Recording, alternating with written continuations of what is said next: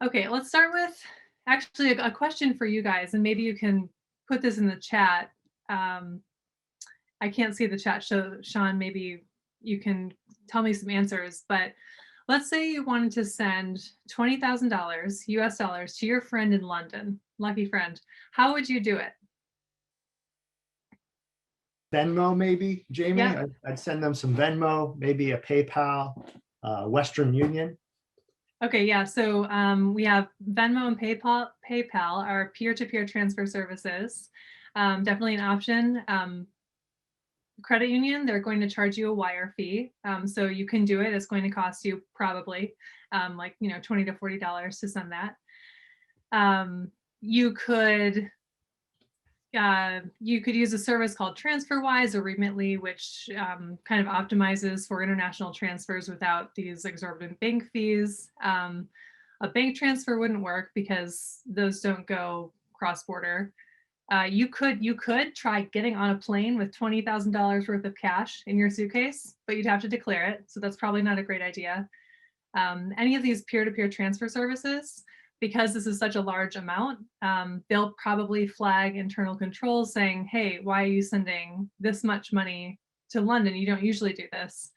The peer-to-peer transfer services also require that you have a bank account to then sign up to the service, hook up your bank account, and then send the money from your bank account to the service to your friend's bank account, who then allocates that money to your friend.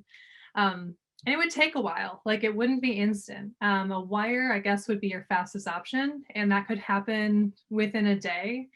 A lot of that is manual on the ends, on like the bank side, so it wouldn't happen immediately. And during this process, like various parties would be taking their cut. Currency exchange fees, service fees, and all these intermediaries, they control the fees. Oftentimes they're very opaque. They could also say no and just deny the transfer. Hopefully they wouldn't do that.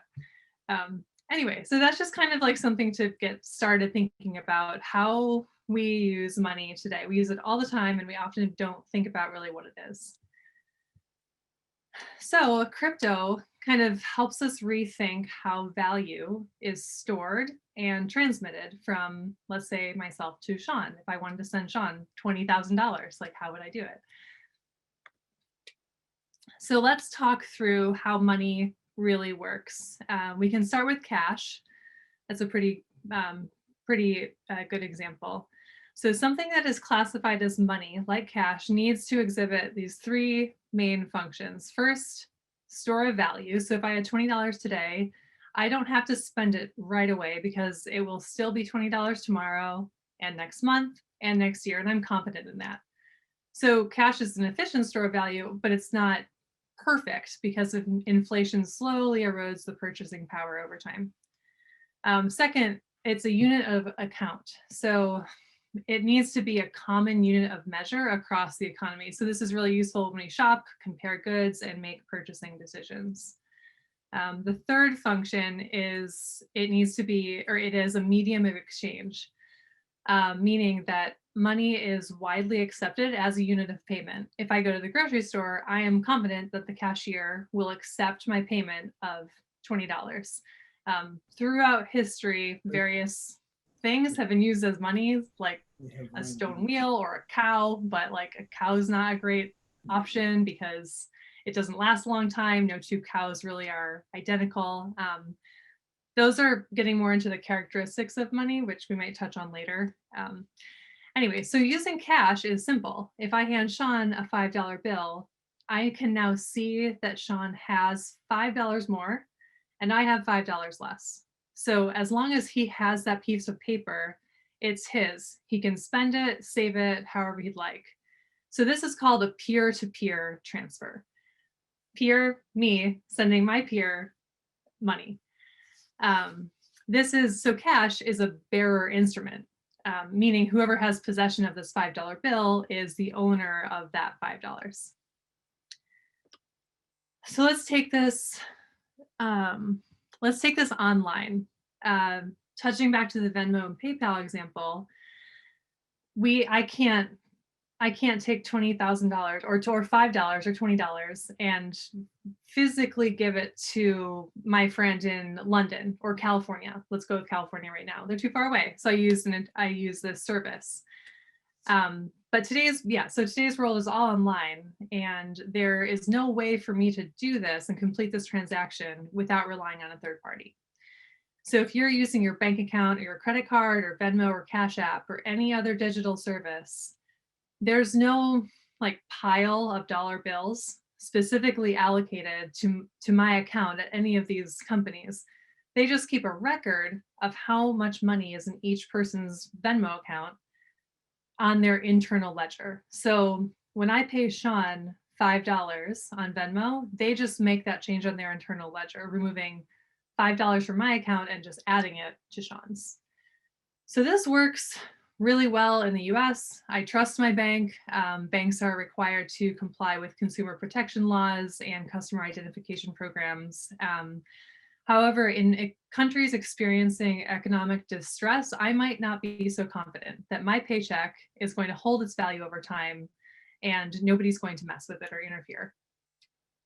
So I think the takeaway here is today, there's no way to pay for something online without having a financial institution or an intermediary handle it for you. So this is where crypto comes in. And we'll start with Bitcoin because all of us here have heard of Bitcoin, but a lot of these concepts apply to all cryptocurrencies. So Bitcoin is currency that is built for the internet. The internet transmits information electronically, but with Bitcoin, you can transmit value electronically. Like right now, I'm using the internet to transmit information in a few different ways. I have these words on the screen. I emailed with Sean to coordinate this event. You're receiving like audio and visual information through the internet, but I can't just send, or well, before crypto, I couldn't just send you, like any of you on this call, like $5 just directly. So I can go directly to the internet and just send whatever types of information wherever I'd like, as long as I have an internet connection. So transmitting value doesn't work this way. This part, and this is the key point, is what blockchains and cryptocurrencies are trying to solve. If you have an internet connection, you can use Bitcoin. So it's money just built for the internet. It's digitally native money, often called digital cash. So let's circle back to the two concepts we just covered. Number one, cash is a bearer instrument. And number two, intermediaries keeping omnibus accounts, these big pools of money, and using a ledger to keep track of whose is whose. So each Bitcoin account, we'll call it a Bitcoin address, has a password, which we call private key. Bitcoin is a bearer instrument like cash. So the person who has the password is the person who owns the Bitcoin in that address. You need that password in order to spend this Bitcoin or send it to somebody else. If you don't have that password, you can't spend or take away that Bitcoin. The second concept, real quick, I didn't know if we're following on the slides. We're still on slide 5 from our view. Oh no. Uh-oh. Okay, there. Well, here's, I guess, the previous two slides. So here's how money works. That's where we left off. Yes. Okay. Yeah. Well, here's where we talked about online peer-to-peer transfers. All cash transfers, electronic cash transfers require an intermediary, and those intermediaries use the ledger to transfer money between accounts. Here's what we just covered. With Bitcoin, you can transmit value electronically. And here's where we are right now. All caught up? Okay, cool. So yeah, whoever has the password to that account has the Bitcoin. It's a bearer instrument. The second part, using a ledger to keep track of whose is whose. The record, this is different with Bitcoin. The records of all Bitcoin transactions and address balances are out on the internet for anyone to see. There's a bunch of blockchain analytics tools that we use and a bunch of other companies use to watch transfers. But this also means that anybody can independently verify where the money is. So if somebody knows your Bitcoin address, they can see how many Bitcoins you have, but only if they know your address. And so in this way, it's pseudonymous. It is first of all, very difficult to know somebody's address unless they give it to you. And yeah, I guess that would be the connection there. So you can transact directly with somebody else without using a third party. So I'm on the next slide. Is it working? Okay. I mentioned password and like a wallet, or sorry, an address. So there's, I think here's a big distinction to make. The place where you can keep, there's one place where you can keep your Bitcoin or your crypto, and that's called a wallet. It can be a physical device or a phone app or an online service. This means that you would have to store it yourself. Remember how we said you need a password to spend Bitcoin out of an address? If you're storing Bitcoin yourself, you and only you have access to that password for your address. You are also completely in control of what happens to your Bitcoin. So if you lose your password, you've lost your money. There was a news article, I think in January, about like a Silicon Valley guy who couldn't like remember or lost his Bitcoin address. That's what we're talking about here. He just didn't have his password. So the other option, which is a much more user-friendly option, is to use an online service like Gemini. There's Coinbase, Kraken, there's a few out there. This ends up looking and feeling a lot more like an online bank account or your peer-to-peer payment account like Venmo or Cash App. The benefit of this is that although your crypto isn't stored in a specific address unless you direct it, we and many other companies offer this service. The benefit is that we have institutional grade security and infrastructure. There's licensing, regulation, like there's a lot of controls that go around keeping an exchange. So to access my crypto, all I need to know is my username and password. And I can store these in a secure password app like 1Password. So that is a little bit about crypto. Let's review what makes this go, the underlying technology of crypto, which is blockchains.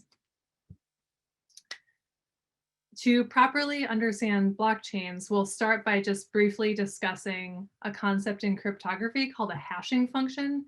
I'm going to keep it very high level because cryptography is very old, complicated math.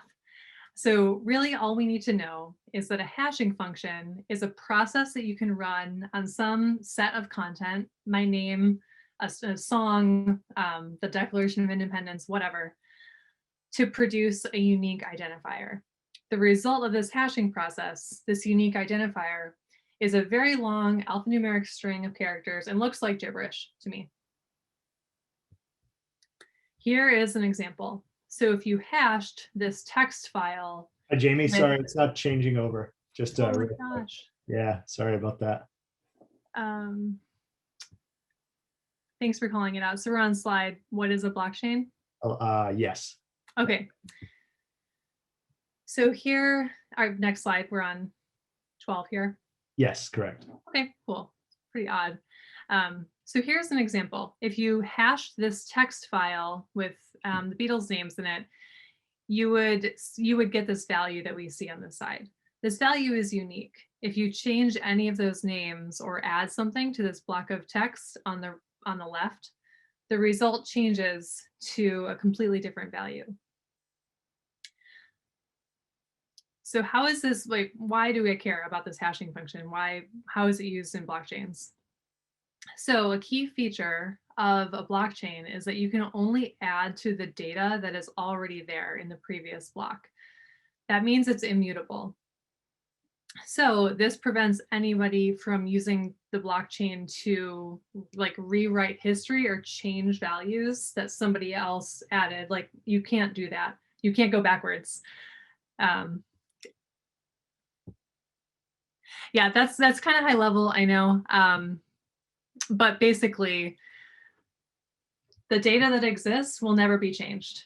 It will always be just added on to the future. And everything that is already previously existing in the blockchain will remain there forever. And it is pseudonymous. You can look at it, you can see where things went, things like that. So how does this tie into Bitcoin, and how is Bitcoin created? This brings us to mining. Mining is a process by which new blocks on the blockchain are created. So remember that like code, the result of the hashing function. Mining takes this existing block, produces a hash for the data in that block, and then miners run computers to find the hash from the previous block to create the new one. And so when they've found this matching hash value, again, this is like really kind of a blunt overview, they've created the next block in the chain. So in the case of Bitcoin, instead of the Beatles' first names, the data in that block is a set of transactions, of Bitcoin transactions. There's a financial incentive to do this. Miners are rewarded with a bit of Bitcoin if they find the right block. So this is called proof of work, which is kind of like Bitcoin 2.0. I've thrown a lot of new terms out here, so let's reset for a second. Kind of like a what's it called? A Russian doll diagram here. So Bitcoin is one type of cryptocurrency, but there are many other types of cryptocurrencies. And a cryptocurrency is built on a blockchain, but there are many different types of blockchains. Some track ideas, some track money, and we'll get into that a little bit more. So I mentioned that Bitcoin is the most popular type of cryptocurrency. There are so many others. We'll just focus on talking about the second most popular blockchain, Ethereum, and its native currency, which is Ether. Okay, so what is Ethereum? Ethereum is a blockchain. So where Bitcoin is built for payments, like the purpose of Bitcoin was to facilitate peer-to-peer payments. Ethereum can also be used for payments, but the real benefit is these smart contracts. So this is really cool. It's like, they're basically just computer programs that can execute if-then statements. And they can do a lot more than that. So really anybody can go create a smart contract. This is open source code. You can go on the internet, find it, and like I could create Jamie Coin if I want to. The challenge there would be getting everybody else to accept Jamie Coin.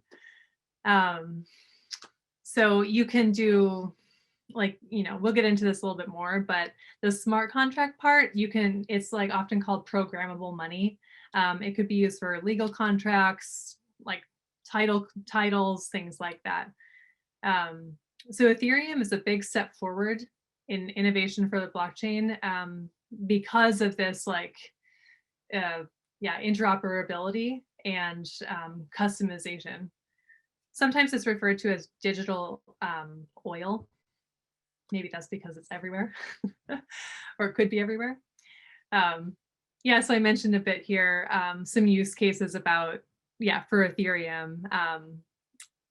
We'll cover these in detail, but for an overview right now, a really cool one is stable coins. And then another one, tracking property and ownership. These tend to be on separate blockchains. And then we'll cover art and collectibles. So this is also pretty hot in the news right now. Whenever something is, as a note, whenever something is created on the Ethereum blockchain, like if I created my Jamie Coin, this would be called a token. So a stable coin is a token with a value that is pegged to a fiat currency. And this is, in my opinion, this is a pretty awesome innovation, and there's some real use cases here.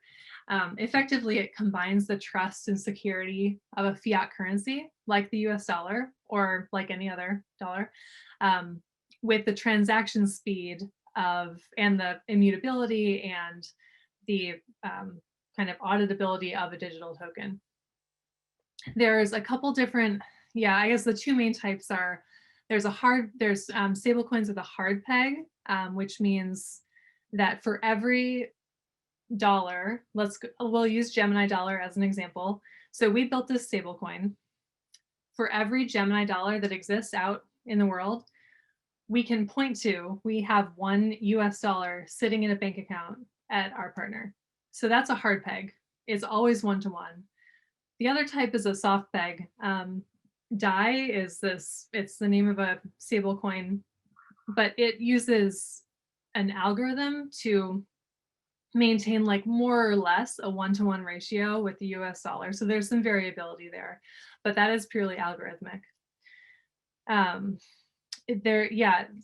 These central bank digital currencies, it's a very nascent space, and there's a lot of work and like theoretical thought going into it. I know in the US, at least, the MIT Digital Currency Lab, I'm not sure if anyone in Boston is familiar with it, but they're partnering with the Fed Reserve to make a pilot version of a central bank digital currency, a CBDC. Numerous other countries, China, Bahamas, Marshall Islands, I think the EU as well. They have also all publicly considered a central bank digital currency. I think China is going ahead with it. So if the US dollar becomes tokenized, we would be able to digitally interact with dollars without involving the legacy financial system. Like this could be useful in stimulus checks payments, for example.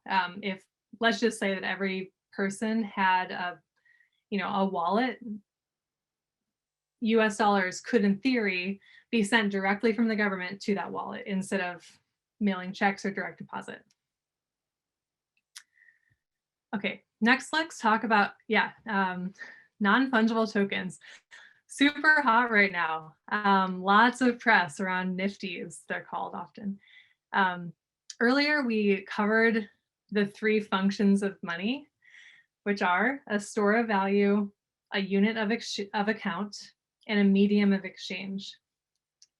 Money also has 6 characteristics, and one of these characteristics is that it is fungible or uniform. If something is fungible, it means that it can be replaced by another identical item. So $1 will always be $1. You probably wouldn't notice if I swapped them out on you. Unlike Bitcoin or a dollar, NFTs can't be interchanged. They're unique. They're not interchangeable. You would notice if this picture were of LeBron James instead. So NFTs really just, they convey and represent ownership of a digital asset. This is pretty big. It's used for art and collectibles. Right now, it's pretty big in the art world. Literally right now, Christie's is holding the first ever digital art auction. And this is the piece that they're auctioning off. The auction is currently live. Bidding closes tomorrow, so you guys can all check it out and see what ends up happening. But the current bid on this piece is $13.25 million. And this is fascinating. Like, this is completely rethinking how people like consume art or culture, like how they keep it, because you can't touch this. You can't, it's not a physical piece of art. This is by an artist named Beeple. And it's pretty interesting. This is how I have on the slide here, how it is shown in the Christie's auction. So it gives you the pixels and the file type instead of, like oil on canvas or something. So one more example here. Let's say I bid on this piece of art, I won. The token representing ownership of this piece would be transferred from Beeple, the artist, to me. It would be uploaded on a digital ledger, and it would convey a few pieces of important information: the date it was created, when it was sold, for how much, and to whom. I could then keep this artwork, or I can sell it on the secondary market, which are really heating up for NFTs.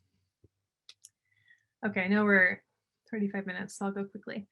Okay, so let's get into some use cases for crypto.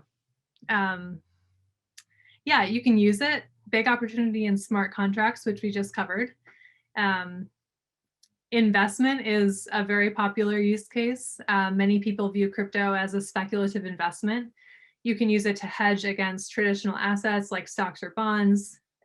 We've recently seen like significant investments from larger companies, even old, like very old asset managers like BNY Mellon, who will now be custodying crypto for their clients.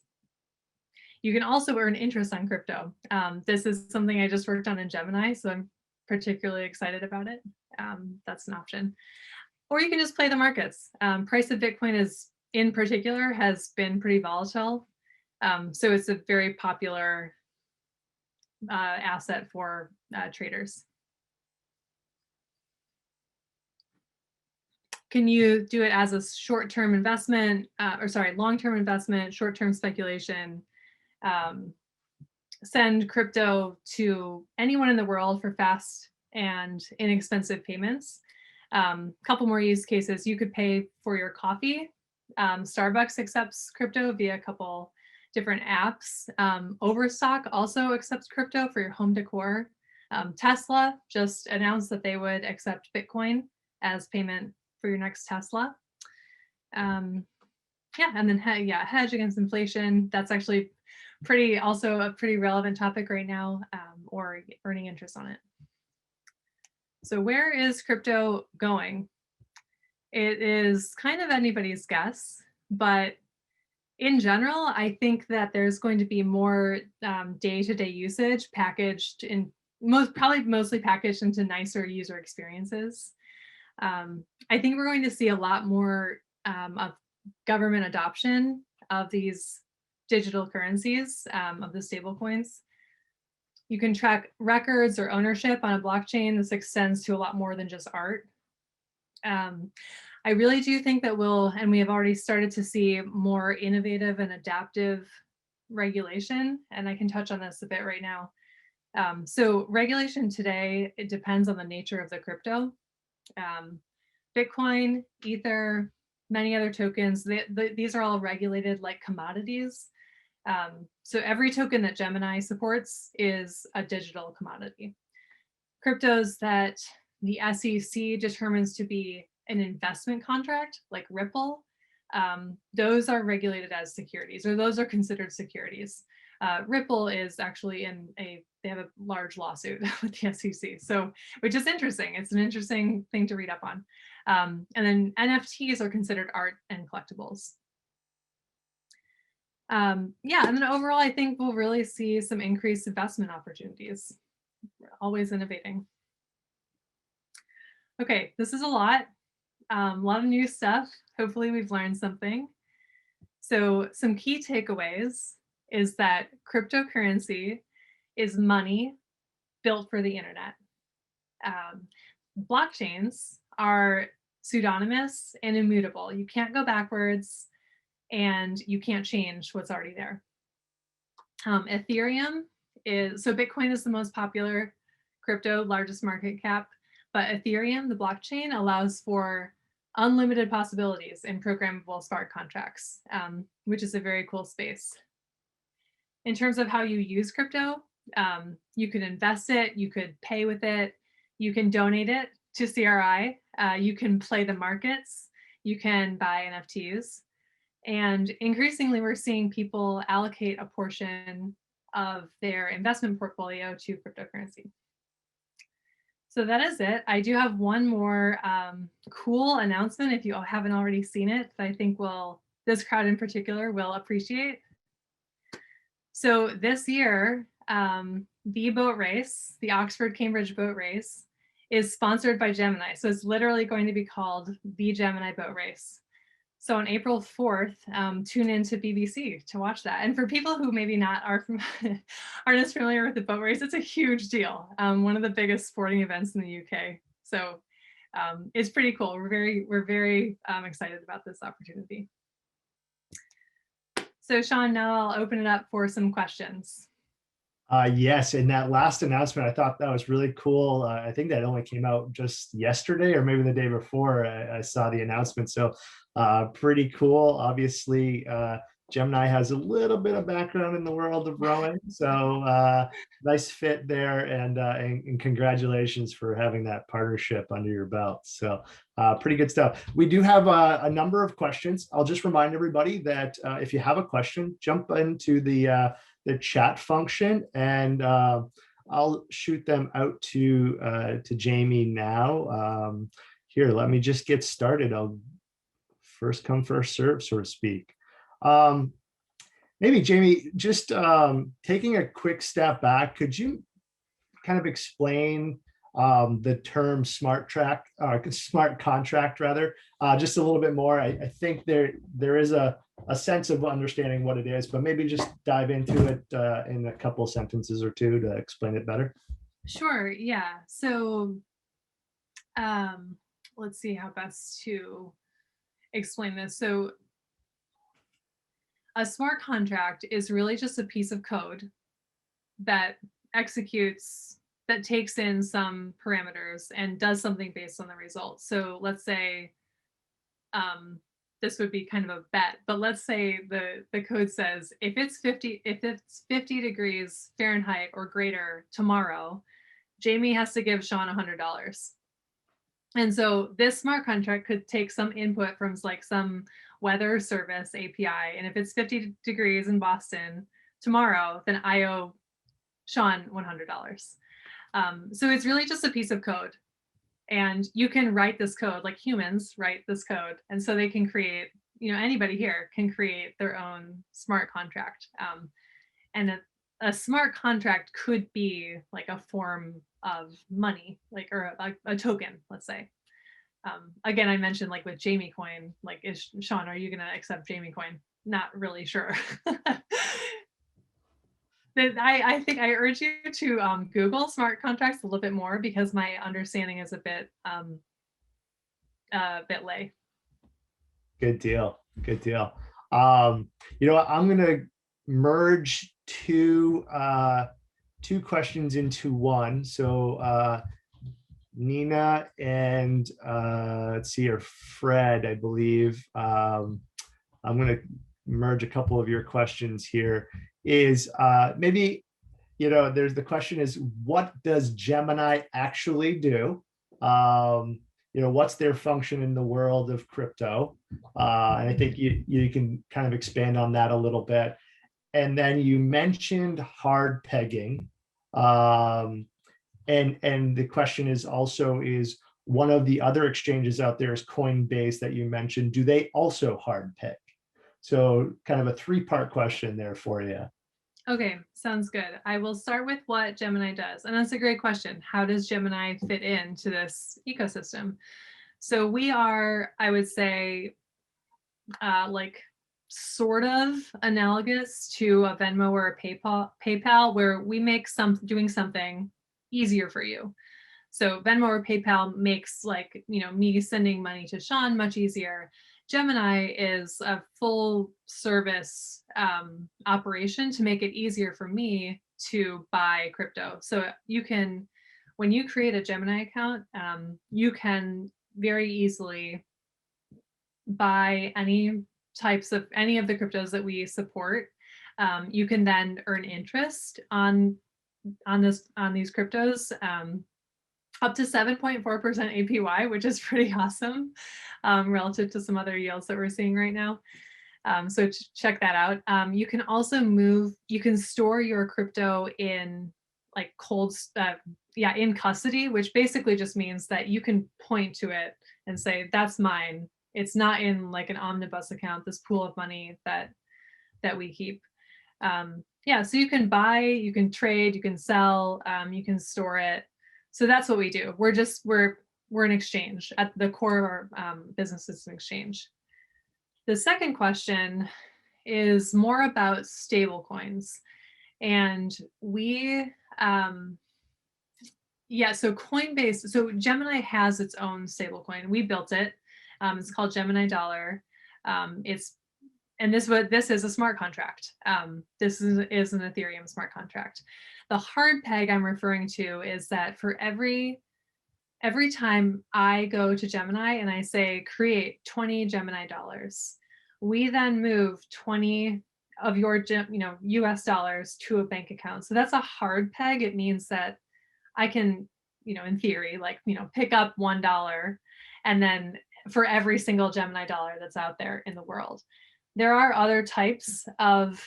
many other types of stable coins, and an exchange like Coinbase might support many of these different types of stable coins. They're just tokens, they're tradable tokens. So I'm actually not sure what Coinbase supports. I think they have USDC, which is like Circle stablecoin. I hope that answers the question a bit. It clarifies. If there's anything more to that one, I think you can add some more to the chat and we'll get to it. But Nina asks, is an example of a secondary market something like Nifty Gateway? Yeah, great question. So Nifty Gateway, thanks, Nina. I didn't even mention that. Nifty Gateway is actually owned by, is it part of Gemini? So yes, Nifty Gateway, you can both, they have drops every night. And so every night at 7 p.m. Eastern time, you can directly bid from to the artist on a piece of work. So it's kind of both. You can do this direct transfer. You can then keep it, or there's also a secondary market. Good deal. Well, I'm going to jump in with one of my own questions, because in the sports world right now, the phrase or the technology or the product that's coming out of the NBA is Top Shot. Are you familiar with that, Jamie? I don't know what that means. Okay, so Top Shot, it might fit into sort of a Nifty in the sense of it's a block, I believe it's a blockchain art piece, so to speak, but it is digital content from highlight reels, right? And people are trading these much like you just described in Nifty. And they have grown in value considerably in a very short period of time. In the sports world, there's a lot of buzz around them and whatnot. So I assume that would also qualify as a Nifty. It sounds like it from that description. Sure. Okay, cool. Yeah. Sorry to put you on the spot. I was curious about that one. So, and I'm only giving it my own judgment in interpretation at the moment. So, excellent. So let's see here. Great question is who regulates Gemini or Coinbase for that matter, or any of the other exchanges that support cryptocurrencies? Yeah, that's a really good question. I'm glad you asked that. Gemini is regulated by the New York State Department of Financial Services. We're a trust company. So this means that we are regulated just like a bank. What this means for you and also for us is that we adhere to very strict customer identification programs. And this includes knowing who your customer is. So really just keeping your personal information safe, validating that who you say you are is actually who you are. We have a whole span of systems and alerts and just monitoring that comply with the Bank Secrecy Act and the Anti-Money Laundering Act that came out of the Patriot Act in 2001. I think that Coinbase is regulated the same way. I should probably know that. Many exchanges aren't. So if you are looking to buy crypto, I would highly recommend a very regulated exchange like Gemini, but I would encourage you to do your due diligence and just make sure that it's a legit place. That's only one part, like customer identification program. There's numerous other requirements for a DFS regulated entity. Excellent. And Melinda just had a follow-up question to that. So just a clarification, she writes, not FinCEN, just New York. So I'm assuming sort of as you described that, there's a difference there. So FinCEN is the Financial Crimes Enforcement Network for people who aren't familiar. And we do work very closely with them as well. Excellent. I don't know if they're technically a regulator. Yeah, I'm not sure on the very detailed specifics, Yeah. but yes, they are one of our regulatory bodies. And I'll just add, I mentioned this initially when we got on this evening. The process that we shared with the group at Gemini when we started our account really gave us a great deal of confidence in this process and taking on the new channel of giving of crypto. And so to sort of the idea of regulation and really making sure that we have confidence in that space.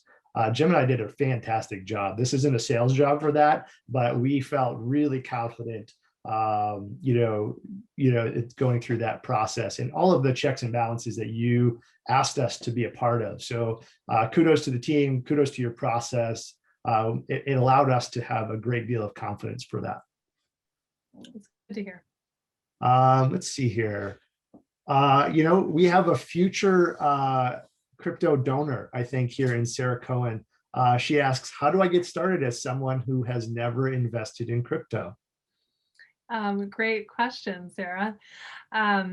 Pretty easy. At least that's my job at Gemini, is to make it easy for you and to make you feel confident that you can trust us. You can just go to Gemini, click on create an account, and it really just takes a couple minutes. We'll ask you, for your name and your address and date of birth, standard things for opening a financial account. Yeah, and then you're set to go. You will need to get US dollars onto Gemini or crypto if you have crypto in a wallet somewhere else. But it sounds like you're first time customer. Yeah, and once you have US dollars, then you can pay, or then you can buy any of our tokens. You can buy it with a debit card, so you don't have to. You can buy with a debit card, a bank transfer, a wire transfer, really any of these things. And so I think a lot of the trends we're seeing in the financial space are taking, even if it's like legacy financial systems, crypto, whatever, and just making it a really user-friendly experience and just kind of shaking out, speaking more to the user rather than at them. And so that's our goal. Excellent. There's actually a question that probably I can field, and maybe you can back me up, Jamie, if I miss anything. Belinda asks, how does CRI know the value of crypto asset it owns and plans its expenses? So we have our own policy at CRI, and we actually use the Gemini exchange in that process. So if somebody does share they want to make a gift of crypto, we exchange information as Jamie described before. We accept it, and it is our policy right now to liquidate as immediately as possible, unless there's something else. But it is our policy right now to go ahead and liquidate immediately. And at that point, we use the Gemini exchange and the value at which the exchange has set for that current crypto at the time. And so in that essence, we also only accept cryptocurrencies that are supported by the Gemini exchange. Yeah, I can tell you a bit about exactly how that process works, but the partner through which you can give crypto to CRI is called the Giving Block, and we're partnered with the Giving Block, and we have a direct hookup for trading. So it happens instantly, the process that John just mentioned. Let's see here. So Fred has a really great question. I'm going to paraphrase Fred. So Fred actually was really interested. He brings up the mining of Bitcoin and the proof of work concept. And, he speaks to the enormous amount of electricity, that is involved in that. So maybe you could speak to that a little bit. Yes, absolutely. This is something near and dear to my heart that I have been studying and researching for a while at Gemini. So I'm happy to speak to it. I also studied environmental studies in college. So Yeah, I'm very familiar with these types of systems. I think the first thing to say is that like blockchain is this technology and it's not going away. It's not going to be uninvented, and it does use a lot of energy. Um, there are many very smart minds, I think, who are really starting to come around to addressing this part of like the crypto ecosystem. Um, Obviously, we've seen like ESG interest has it like completely gone crazy in the past year. Um, 4 or 5x the inflows into ESG funds over the past year compared to 2019, and like numerous other stats. But yes, this proof of work method of creating new blocks means that a bunch of people around the world run these computer programs as fast as they can. Or maybe they have supercomputers or like a whole rows of computers to try to find the next block. Obviously, running these computers takes a lot of energy. A lot of that energy, like 65%, is hydroelectric, but a lot of it is coal, and a lot of the hydroelectricity is in maybe some water conflict regions like China. And so it uses a lot of electricity, which I think at this time really doesn't make it, Bitcoin in particular, valid as a everyday money use. Maybe if you're going to buy it once and hold it, then that's it. Like you bought it, and so you're not generating these transactions on the blockchain every time you buy or trade. And that's Bitcoin. Ethereum is a lot more lightweight. It uses, I think, about, let's see, like 3 to 5% of the amount of Bitcoin energy that it takes to mine one Bitcoin transaction. That's how much it takes to mine one Ethereum transaction. There are a lot more innovative tokens on the Ethereum transaction that are addressing this problem. So basically, they're making the process of finding the next block a lot less energy intensive. Ethereum itself is actually like, there's an Ethereum Foundation, which is a group of people who maintain the Ethereum network. And Ethereum 2.0 is actually moving away from proof of work to something called proof of stake. So proof of stake, instead of a bunch of people running at the same problem as fast as they can, proof of stake means that basically those same people take turns going at the problem until they find the block. There's a lot more to it than that, but a major benefit of ETH 2.0 will be a more sustainable network, because that absolutely is a barrier to any type of widespread, like daily use adoption. Thanks for that. And I'll give credit to Fred, because that last part of your explanation, he actually asked and spoke to around the proof of stake concept. So Fred, I heard that, I saw it, I just didn't read it out loud to Jamie. So thank you both for bringing that up. Nina asks, is earning interest on your cryptocurrencies unique to Gemini? It is pretty unique.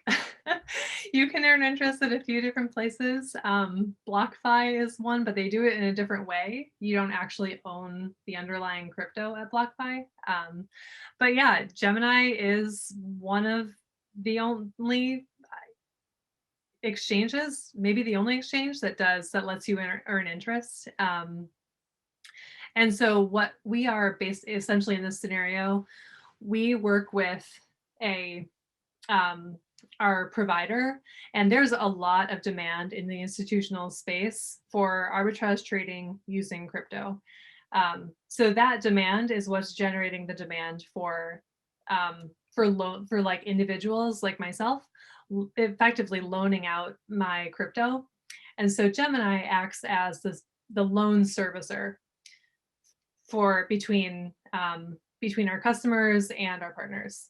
And so we're able to pass on a large portion of the yield that we receive from our partners directly to the customers. I think this is particularly attractive right now, given that like equities are expensive, yields on bonds are low. So people, I think, are really searching for maybe like somewhere else they can earn a very attractive yield. And there are, of course, a separate set of risks that come with earning or lending your crypto. All right. So I have 3 more questions. If that's okay with you, Jamie. I know we're up against the hour. So if you don't mind, I'll rattle them off. Here's one from Barbara. We heard probably a lot of this early on in sort of the crypto space, but has there been a problem with crypto being used for illegal exchanges like drugs or other criminal activity? And yeah, go ahead. Well, I will start by asking a counter question. Has there been a problem with US cash dollars being used for drugs or illegal activity? Yeah, there has. So I just want to kind of put things in reference because cash is probably like the least traceable method of payment that exists. There is like Bitcoin definitely had like a solid grasp on the dark market, I think like many years ago.